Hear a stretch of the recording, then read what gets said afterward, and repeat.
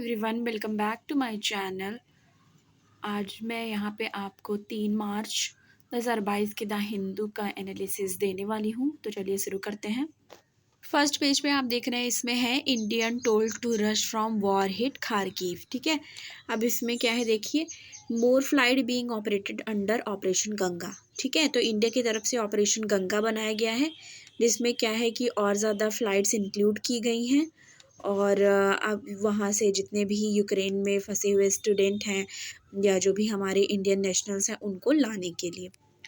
अब क्या है कि जो इंडियन एम्बेसी है यूक्रेन में, उन्होंने एक इशू किया है अर्जेंट एडवाइजरी इंडियन नेशनल्स के लिए कि जितने भी ईस्टर्न सिटी ऑफ खारकीव हैं वो अर्ज्ड करें और जल्द से जल्द लीव कर दें अर्ली इवनिंग तक खारकीव जो जगह है वहाँ पे यूक्रेन में उसको।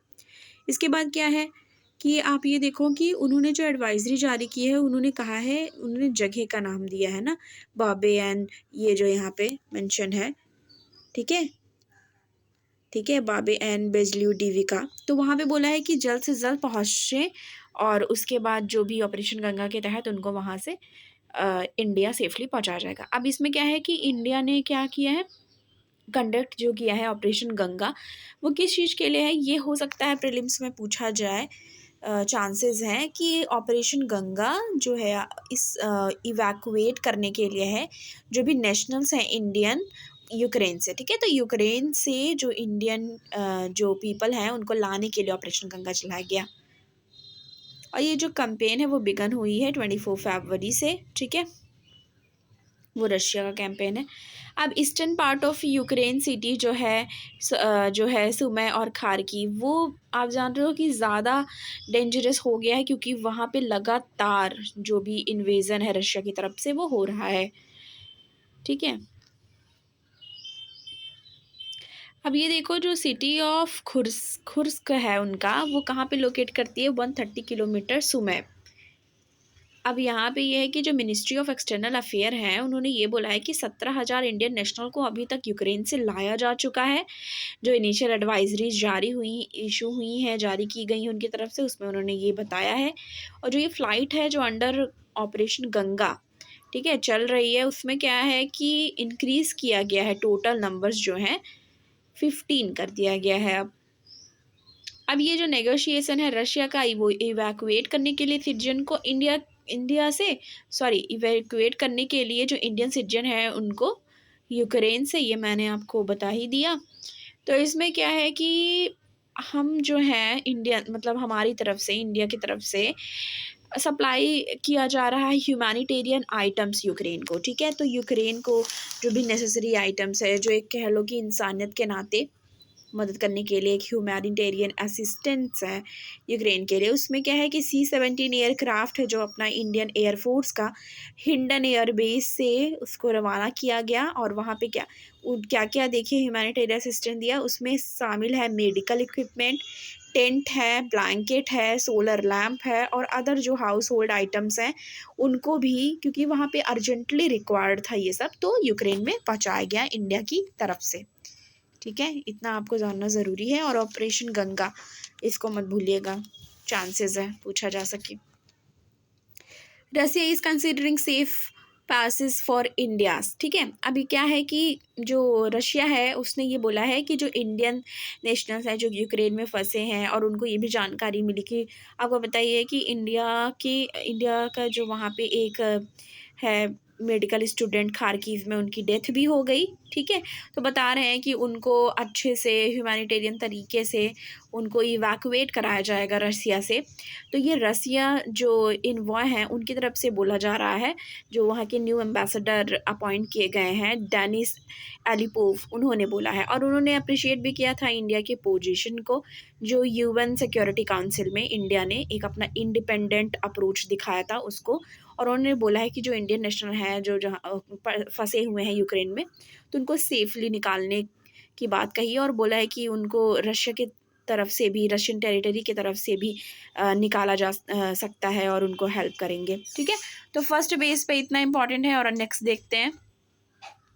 अब आप एडिटोरियल वाले पेज पे आ जाओ। एडिटोरियल वाले पेज पे लाइन्स एंड रोल्स, ये इंपॉर्टेंट है। ठीक है, इसमें ये क्या दिया हुआ है कि role and function of governor के बारे में है, ठीक है।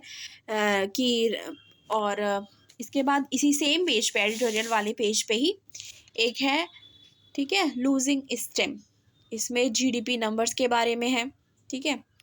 और नेक्स्ट पेज इसी का है, पेज नंबर 7। उसमें ये वाला इंपॉर्टेंट है, द लिवियन इम्ब्रोग्लियो गेट्स मोर कॉम्प्लिकेटेड। ये आप पढ़ सकते हो, पर इम्पॉर्टेंट ये वाला है, the alarming rise of food share, ठीक है। नेक्स्ट देखते हैं क्या इंपॉर्टेंट है, आपको आज के न्यूज़पेपर में क्या पढ़ना ज़रूरी है। तो मैं यहाँ पे पेज नंबर 8 पे आ गई। इसमें क्या है, 9 in 10 Indians think wife must always obey husband. तो एक सर्वे कराया गया, एक स्टडी कराया गया, उसमें ये जानने के लिए कि जो इंडियन सोसाइटी है वहाँ के मेंस या वुमेन किस तरीके की सोच रखते हैं या क्या सोचते हैं। तो इसमें रिपोर्ट जो है वो बेस्ड है, एक सर्वे किया गया, ठीक है, 29,999, ठीक है, अडल्ट्स को इसमें शामिल किया गया है। इसमें ये बता रहे हैं कि जो इंडियंस है वो एक्सेप्ट कर रहे हैं कि जो वुमेन है वो एज अ पॉलिटिकल लीडर जो है वो ट्रेडिशनल जेंडर रोल और फैमिली लाइफ को फेवर करेंगी, ऐसा कहा जा रहा है। और ये जो रिपोर्ट है, जो ये रिसर्च किया है, ये किया है प्यू रिसर्च सेंटर ने। ये Washington DC based non profit एक टाइप से ऑर्गेनाइजेशन कह सकते हो, जो सर्वे कंडक्ट कराते हैं। अब इसमें क्या है कि ये बता रहे हैं कि अकॉर्डिंग टू रिपोर्ट 55% इंडियंस ऐसे हैं जो बिलीव करते हैं जो मेन है वुमेन है वो दोनों ही इक्वली एक गुड पॉलिटिकल लीडर बन सकते हैं, ठीक है। तो 55% इंडियंस जो है ऐसा मानते हैं। और 9 in 10, ठीक है, 10 में से 9 लोग ऐसा मानते हैं कि वाइफ मस्ट ऑलवेज ओबे हर हस्बैंड। तो 10 में से 9 इंडियंस ऐसा मानते हैं कि जो वाइफ है, यानी कि जो पत्नियां हैं, उनको अपने पति को हमेशा उनकी बातें माननी चाहिए, ठीक है, उनकी आज्ञा का पालन करना चाहिए। तो ये 9 में से 10 लोग हैं ऐसा मानते हैं। नेक्स्ट देखते हैं। अब इसमें क्या है, बता रहे हैं कि 61% वर्सेस 67% है। और मोस्ट इंडियंस जो हैं वो एक्सप्रेस्ड कर रहे हैं अपने इगैलिटेरियन व्यूज़ को, ठीक है। उसमें जेंडर रोल्स को एक प्रेफरेंस कह सकते हो दिया हुआ है। 62% जो है मेन और वुमेन, वो लोग क्या है वो बता रहे हैं कि रिस्पॉन्सिबल जो है चाइल्ड केयर के लिए, ठीक है, ट्रेडिशनल नॉर्म के अकॉर्डिंग बोल रहे हैं। 34% कन्विंस इस बात पे हुए हैं कि जो चाइल्ड केयर है प्राइमरी लेवल पे वुमेन को करना चाहिए, ठीक है। जो वुमेन है उनको प्राइमरी लेवल पे जो बच्चा है उसकी देखभाल करनी चाहिए। सिमिलरली ऐसा क्या हुआ है कि स्लिम मेजॉरिटी जो 54% है वो कह रही है कि दोनों को, मेन हो या वुमेन हो, दोनों रिस्पॉन्सिबल हैं अर्निंग के लिए, ठीक है, मनी अर्न करने के लिए।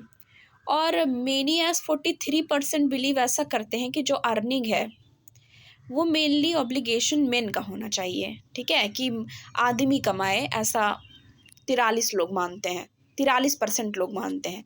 80% इंडियन इस बात पे अग्री करे हैं कि अगर कुछ ही नौकरियां अवेलेबल हैं, जैसे फ्यू जॉब्स अपॉर्चुनिटी हैं, तो जो मेन हैं उनको प्रेफरेंस मिलना चाहिए, उनको राइट होना चाहिए जॉब पे रादर देन वुमेन, ठीक है, कि उनको राइट होना चाहिए। अगर कम जॉब है या फ्यू जॉब्स हैं तो मेन को जॉब मिलना चाहिए, पहले प्रेफरेंस मेन को देना चाहिए औरत के कंपैरिजन में, वुमेन के कंपैरिजन में।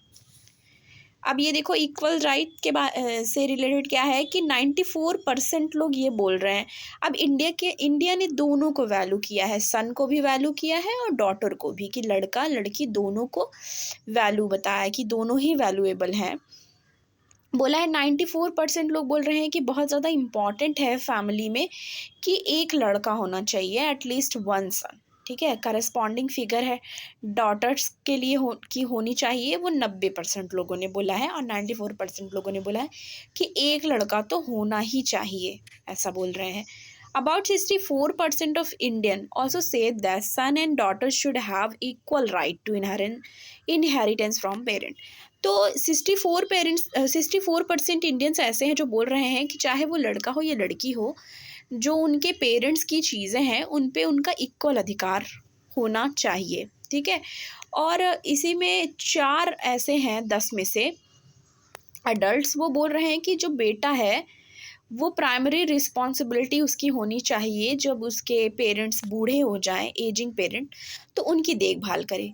पर 2% ऐसे हैं जिन्होंने डॉटर्स, बेटियों को लेके भी सेम बात कही है।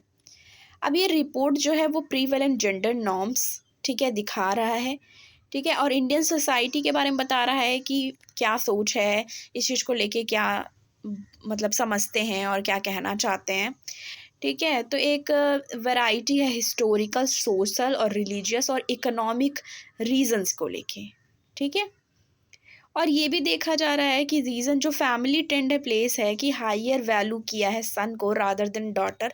तो ये भी क्या फाउंड किया गया है कि 40% इंडियंस जो हैं वो सेक्स सेलेक्टिव अबॉर्शन को एक्सेप्ट कर रहे हैं, बोल रहे हैं कि अगर कुछ सर्कमस्टांसिस हैं तो सेक्स सेलेक्टिव अबॉर्शन करनी चाहिए।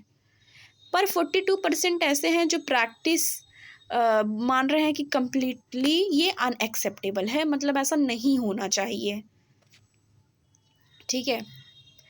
अब आप ये देखो कि यंग इंडियंस एडल्ट जो है 18 to 34, ठीक है, और कुछ ऐसे भी हैं इंडियन वुमेन, ठीक है।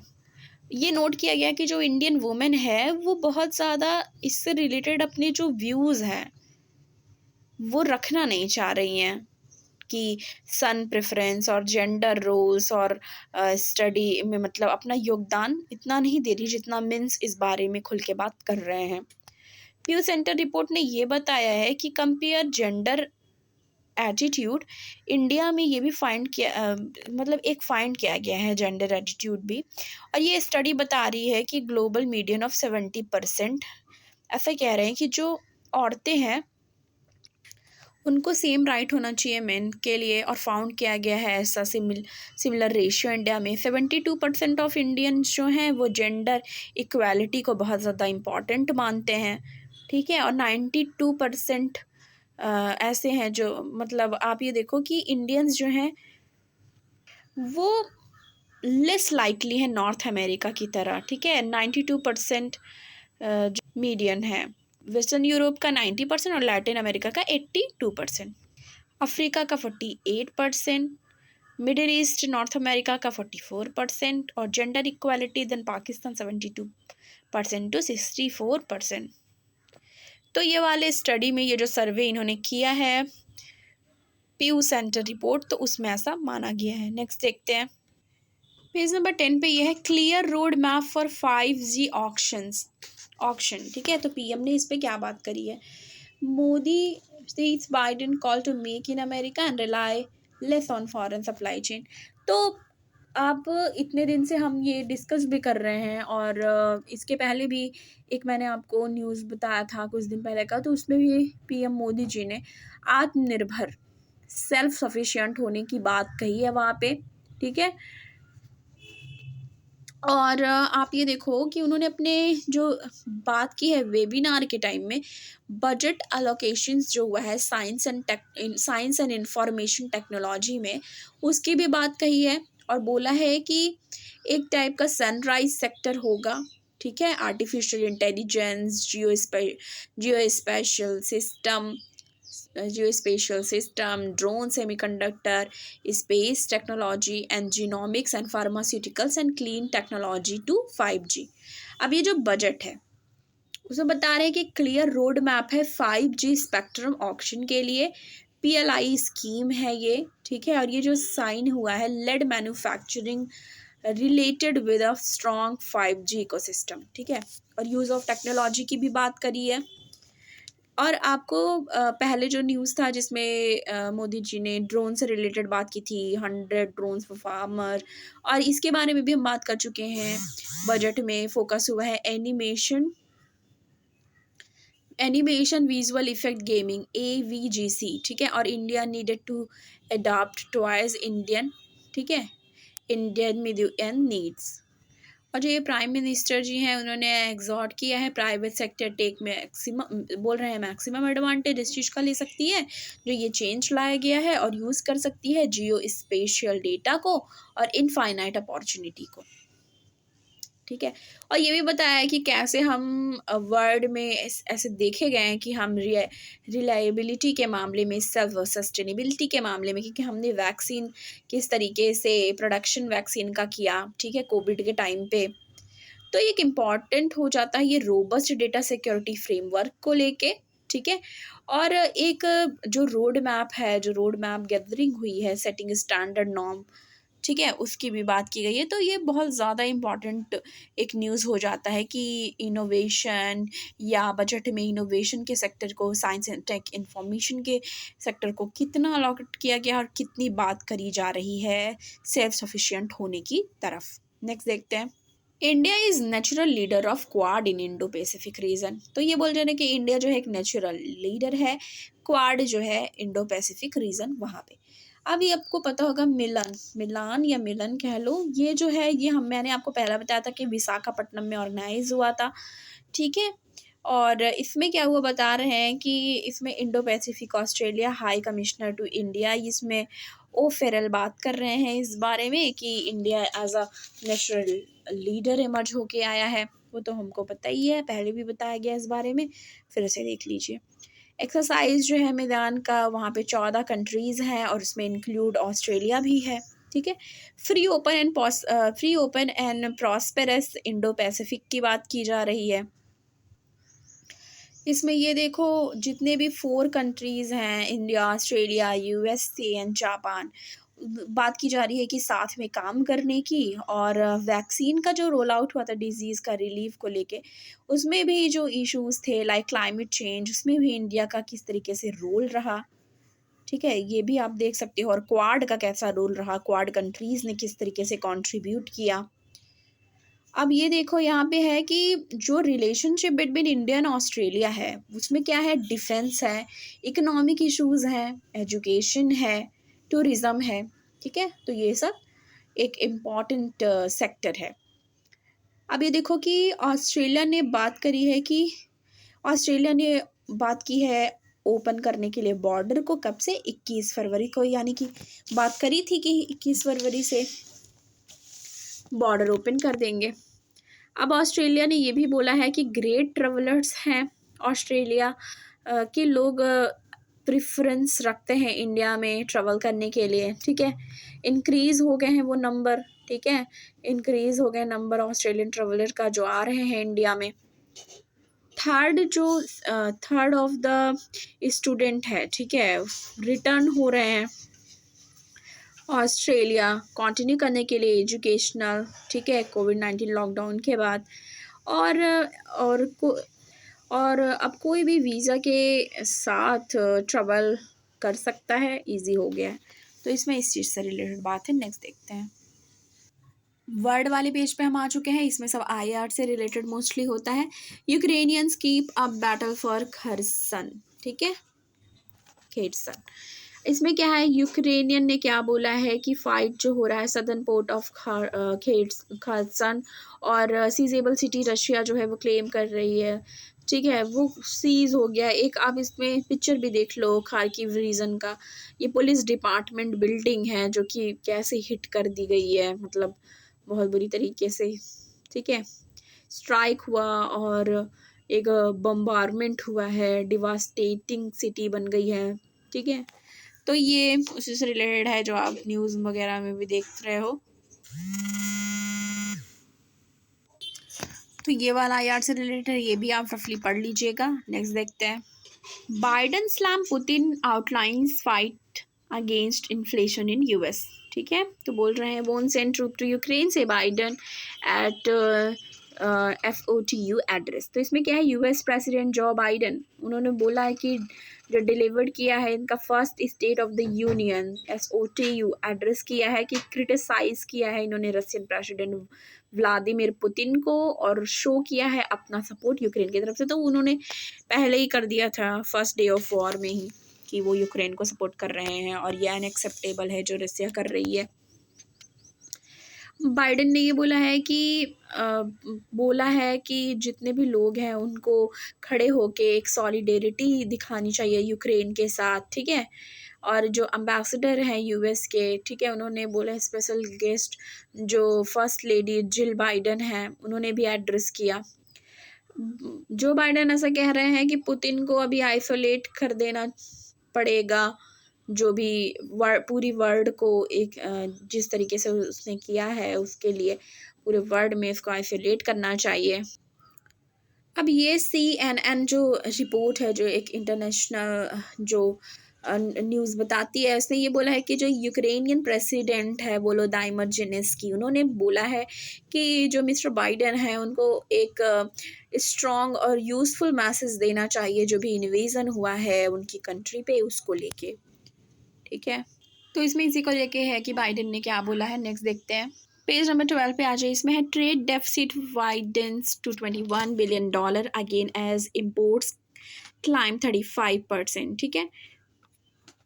इसमें ये दिखा रहा है कि इंडिया की जो मर्केंडाइज एक्सपोर्ट है वो बढ़ गई है 22.3% से $33.81 बिलियन फरवरी में, ठीक है।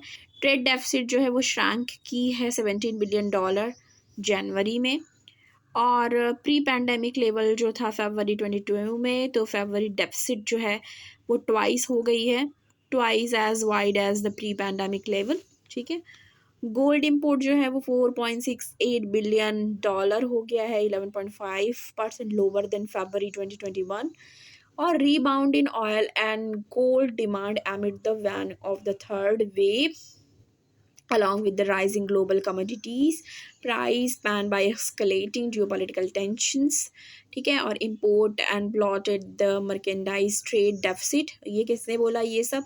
अदिति नायर जो हैं चीफ इकोनॉमिस्ट एज ICRA, उन्होंने ये बोला है। तो ये आप एक बार रफली पढ़ लो। नेक्स्ट देखो, banks fret as sanctions stall Russia trade settlement, ठीक है। इसमें क्या है, due to various sanction payment settlement have halted that the concern for bank right now.